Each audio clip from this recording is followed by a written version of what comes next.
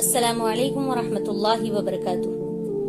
الحمدللہ رب العالمین والصلاة والسلام على سید الانبیاء والمرسلین وعلى آلہ واصحابہ اجمعین، اما بعد،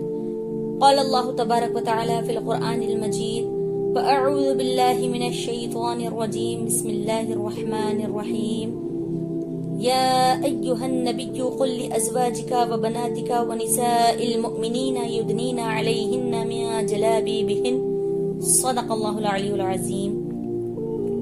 اے نبی، اپنی بیبیوں اور صاحبزادیوں اور مسلمانوں کی عورتوں سے فرما دو کہ اپنی چادروں کا ایک حصہ اپنے منہ پر ڈالے رہیں۔ مسلمان عورتوں کے لیے پردہ بہت ضروری ہے اور بے پردگی نہایت درجے نقصان دہ اور بے حیائی کا باعث ہے، جبکہ حیا ایمان سے ہے۔ اللہ کے رسول صلی اللہ علیہ وسلم نے فرمایا، الحیاء شعبۃ من الایمان، یعنی حیا ایمان کا ایک حصہ ہے، یعنی جس کے اندر بے حیائی اور بے پردگی ہے یقیناً اس کے ایمان میں کمزوری ہے۔ چنانچہ دیکھا بھی جاتا ہے کہ وہی مرد بے حیائی کے کام کرتے ہیں اور وہی عورتیں بے پردگی و بے حیائی اختیار کرتی ہیں جن کا ماحول و معاشرہ غیر اسلامی اور مغربیت زدہ ہوتا ہے، اور جو اسلام کے ضروری احکام و مسائل سے ناواقف ہوتے ہیں، اور پھر انتہائی بے حیائی اور خدا و رسول کے واضح احکام اور پاکیزہ مصلحتوں پر بھی اعتراض کر کے ایمان سے ہاتھ دھو بیٹھتے ہیں، اور پھر ایمان و عمل کی بربادی کے بعد وہ یہ گمان کرتے ہیں کہ بہت اچھا کام کر رہے ہیں،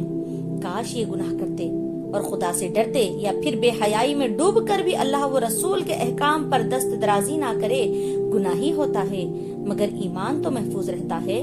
مگر اس طرح غلط استدلال اور بیجا احکام شرعیہ پر اعتراض نے تو ایمان ہی جیسی متاع عزیز کو نیلام کر دیا۔ خدا سب مسلمانوں کے ایمان و عمل کی سلامتی سے نوازے۔ یہ سب اسلامی تعلیمات سے ناواقفی اور مغربی تعلیم سے کامل وابستگی کا بھیانک نتیجہ ہے، جسے آج ترقی کا نام دیا جا رہا ہے، حالانکہ یہ ترقی نہیں بلکہ تنزلی ہے۔ حکیم الامت مفتی احمد یار خان بدایونی علیہ الرحمہ فرماتے ہیں، قدرت نے اپنی مخلوق کو علیحدہ کاموں کے لیے بنایا ہے، اور جس کو جس کام کے لیے بنایا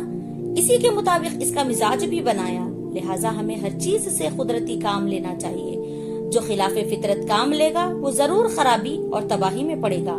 اسی لیے کہ کسی چیز کے بنانے اور اس کی مصلحتوں کا زیادہ علم خدا ہی کو ہے، اس کے خلاف کسی کو اپنی عقل کا استعمال ضرور تباہی میں ڈالے گا۔ اس کی سینکڑوں مثالیں دی جا سکتی ہے، مثلاً ٹوپی سر پر رکھنے اور جوتا پاؤں میں پہننے کا ہے۔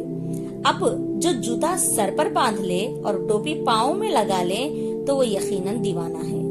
بیل کی جگہ گھوڑا اور گھوڑے کی جگہ بیل کام نہیں دے سکتا۔ اسی طرح اللہ نے انسان کے دو گروہ بنائے، ایک عورت دوسرا مرد۔ عورت کو گھر کے کاموں میں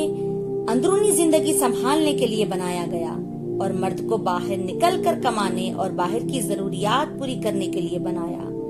مثل مشہور ہے کہ 50 عورتوں کی کمائی میں وہ برکت نہیں جو ایک مرد کی کمائی میں ہے، اور 50 مردوں سے گھر میں وہ رونق نہیں جو ایک عورت سے ہے۔ اسی لیے شوہر کے ذمے بیوی کا سارا خرچ رکھا ہے، اور اسی لیے مرد کو توانا بنایا اور عورت کو فطری طور پر نازک بنایا، اور شرم و حیا کا مادہ سب سے زیادہ دیا۔ اللہ کے رسول صلی اللہ علیہ وسلم حدیث مبارکہ میں ارشاد فرماتے ہیں، اذا لم تستحی فاصنع ما شئت، یعنی جب تجھ کو حیا نہیں تو تو جو چاہے وہ کر۔ اسی سبب سے اللہ کے رسول صلی اللہ علیہ وسلم نے حیا کو ایمان کا ایک حصہ قرار دیا ہے کہ ایک مرتبہ آپ ایک انصاری کے پاس سے گزرے جو اپنے بھائی کو حیا کے بارے میں نصیحت کر رہا تھا کہ حیا نہ کر، تو سرکار مدینہ صلی اللہ علیہ وسلم نے فرمایا کہ اس کو اپنی حالت پہ چھوڑ دو، یعنی جس قدر بھی حیا کرتا ہے کرنے دو، اس لیے کہ الحیاء من الایمان، یعنی حیا تو ایمان کا ایک حصہ ہے۔